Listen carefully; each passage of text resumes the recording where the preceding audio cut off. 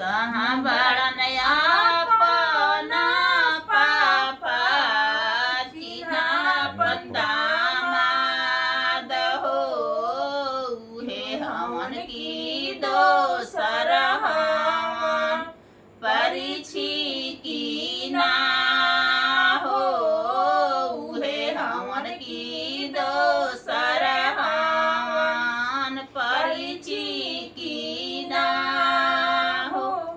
आज कल के काला जुग में दुल्हा बदलैले हो आज कल के काला जुग में दुल्हा बदलैले हो।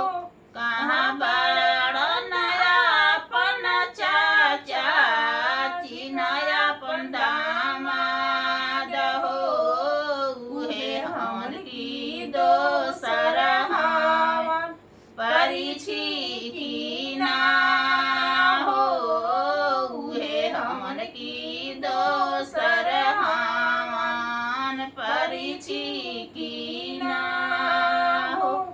आज कल के काला जुग में दुल्हा बदलैले हो आज कल के काला जुग में दुल्हा बदलैले हो। कहाँ बाड़े अपन भैया चिन्हापन बहनैया हो उहे हमन की दोसर हवन परिछि की ना हो उहे हमन की दोसर हवन परिछि की ना।